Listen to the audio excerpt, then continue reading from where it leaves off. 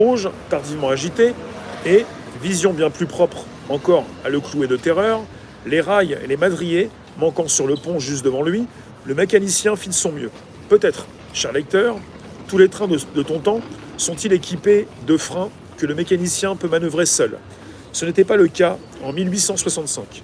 Les freins de chaque wagon étaient actionnés manuellement et séparément, uniquement sur instruction du mécanicien.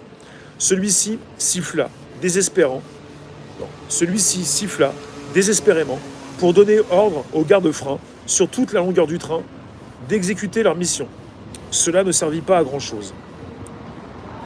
À en croire le rapport, le train roulait encore à près de 50 km à l'heure en arrivant au niveau de la voie coupée. Chose incroyable, la locomotive franchit la brèche de 13 mètres et dérailla de l'autre côté de l'abîme. Sur les 7 wagons de première classe, tous, sauf un, quittèrent brusquement la voie et furent précipités vers le lit marécageux de la rivière en contrebas. La voiture rescapée était celle qui transportait Dickens, sa maîtresse et la mère de cette dernière. Le fourgon des garde-freins, situé juste derrière la locomotive, fut projeté sur la voie d'en face, entraînant avec lui la voiture suivante, un wagon de seconde classe. La voiture de Dickens se trouvait immédiatement après ce wagon et s'immobilisa en partie au-dessus du pont, tandis que les 6 autres wagons de première classe passaient à toute vitesse et s'écrasaient au fond de la vallée. Poisson dans l'eau, très bien. Très très bien. Le wagon de Dickens se trouva finalement suspendu d'un côté du pont, retenu par l'unique attelage qui le reliait à un autre wagon de deuxième classe. Seule la queue du train resta sur les rails. Les autres voitures de première classe avaient plongé à pic, basculé, fait des tonneaux, avaient été défoncées et pour la plupart pulvérisées et réduites en miettes sur le sol marécageux du vallon. Dickens relata plus tard ces instants dans des lettres adressées à des amis, en s'entourant toujours de discrétion, il est vrai, et en s'abstenant de révéler, sinon à de rares intimes, le nom et l'identité de ses 2 compagnes de voyage. Je suis certain d'être le seul à qui il ait fait un récit complet de ces événements. Soudain, écrit-il, dans la version épistolaire la plus diffusée de son aventure, nous avons déraillé et heurté le sol, comme pourrait le faire la nacelle d'un ballon à moitié dégonflé. La vieille dame, autrement dit Miss Ternan, s'écria « Mon Dieu !» La jeune dame qui l'accompagnait, il s'agit d'Hélène Ternan bien entendu, poussa un hurlement.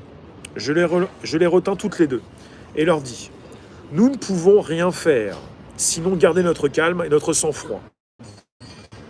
Je vous en prie, ne criez pas. » La vieille dame répondit sur le champ « Merci, sur moi.